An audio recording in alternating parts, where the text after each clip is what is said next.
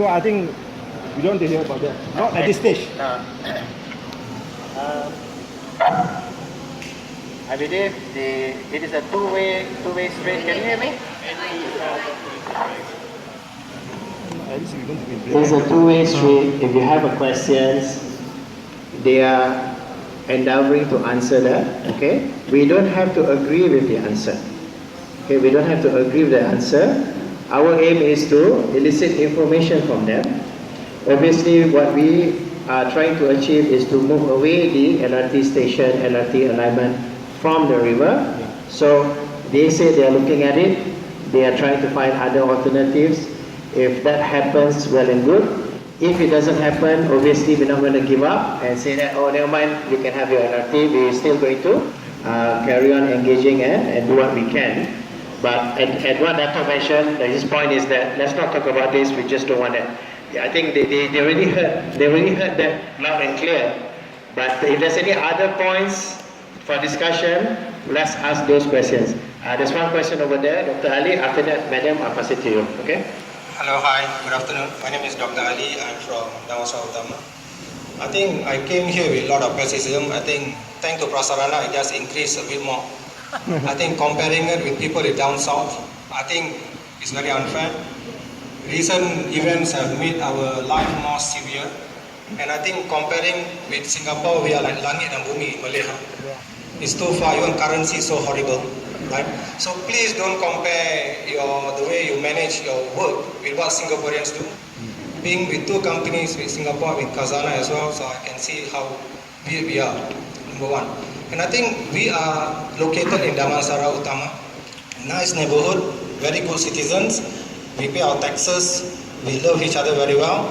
Look at what happened in Uptown with the construction, look at what happened at MRT, we are suffering. For me, to go from my house, from SS 21, 26 to even to 7-Eleven takes me 45 minutes at 5 o'clock, right? And with this beautiful angle, and I don't trust you saying that, look, I'm going to do this, I'm going to do that. You know that you guys in MRT, it's so horrible.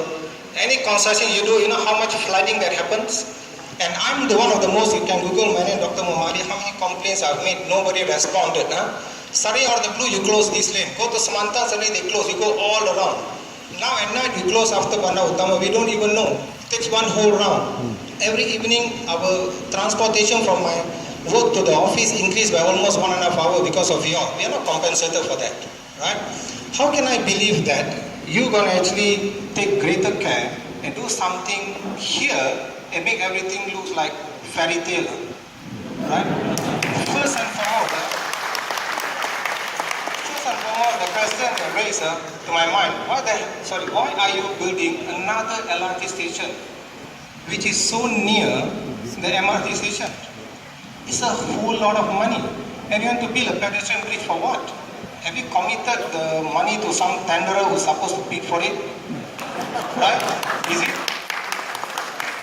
Number two, this is not, it's true, to be very honest, the probability of my last statement is 90% correct based on what's happening in Malaysia now, right? Yeah. Number two, why we are not supposed to have the LRT station here anyway? It's supposed to be, it's going along Prasarana, Bandar Utama and all that. Why is suddenly all the blue coming here? What's the basis for that? And number three, is there more Dato' Tan Sri is there? Jing, we have a lot of Dato' Tan Sri here. Anybody Dato' lift your hand up? We can see how many Datos here compared to that Tan Sri is there. Please lah. Number three, I think Rajesh have done an amazing job. There's so many discrepancy in your consultancy report. How much you pay the consultant? I think we have one consultant there just now. Can give one. We can give so cheaper than you. How can a consultancy report have so many errors? Can't even differentiate between 21/42 and 21/42A.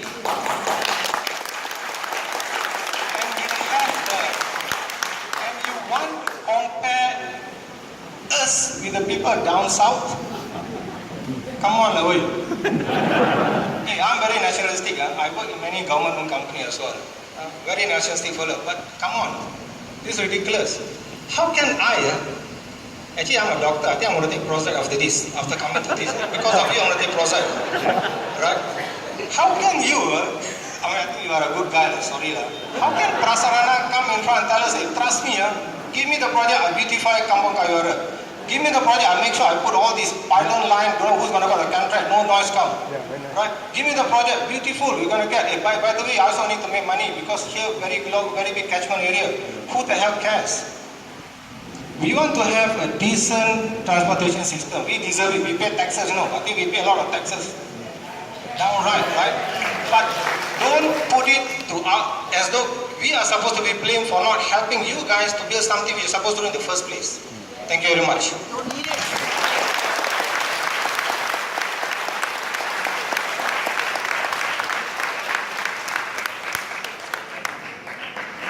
Thank you, Doctor. Yeah.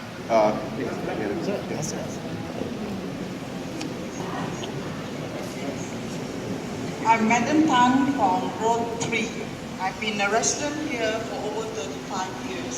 So everything that happens in Damansara Utama, I will always participate. But then in this situation, there are two parties.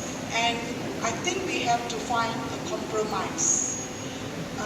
In my personal opinion, if we have an MRT here, it is to our advantage. But then we have to push it a little bit further away. There are a few things I would like to point out. If you have the LRT3 over Sungai Kayuara, it's a very dangerous situation. That's one. It makes the river side, the thing, very unstable. Two, for people in Road 13, it is too near to them, whatever you may say. Now, you have pointed out that people in Kampung Sungai Ara, just down the road, they are squatting on illegal land. And I'm sure you all are wealthy enough to compensate the people there. But last time when the MPBJ tried to dislocate them, there was some violence. I warn you all. But money always talks. And I feel very sorry for them if we have to push them out. But that is not our business. Our business is to safeguard Damansara Utama. Now, I would like to propose, if the line has to go along our way, then push it a bit further away. Not over the river, but over Kampung Sungai Ara. Then, over. Yes, far away, so that we can have the advantage without the noise. I feel sorry for the people in Road 3. I have some friends there. I feel very sorry for them. So I feel for the river and for the people in Road 3, is it Road 13? Road 13. You should push the LRT a bit further away. Just compensate the illegal settlers. I think you have enough money. Money always talks. So you have enough money to persuade them to move to better housing. We are happy, you are happy. Now about the exit and the entry to the station along the road, coming from the roundabout, from the mosque, I would like to suggest that you put a barrier that only motorcycles, bicycles can go through, but not cars. We don't have the money, the resources to prevent cars from coming in and out.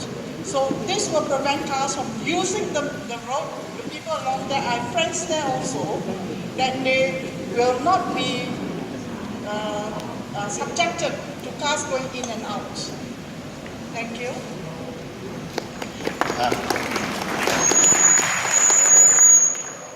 Also, on behalf of the association, we also have one question for Prasarana.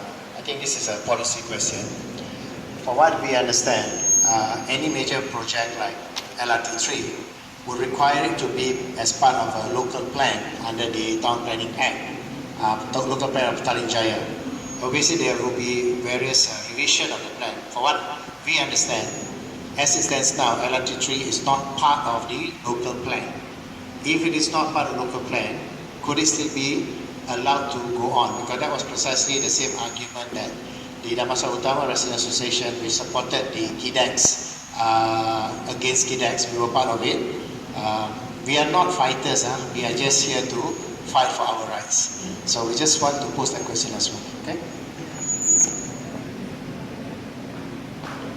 Okay, on that matter, yes, it is not part of the local plan yet.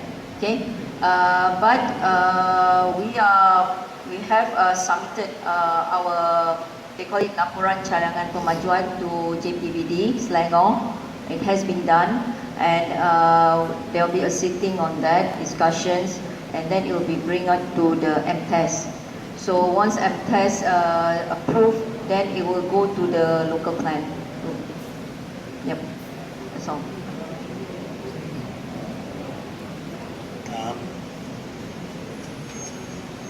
Mr. Lim, do you want to reply to the earlier two questions? Sorry, right. Right. Thank you, Rajesh. Just to share with Dr. Ali, right?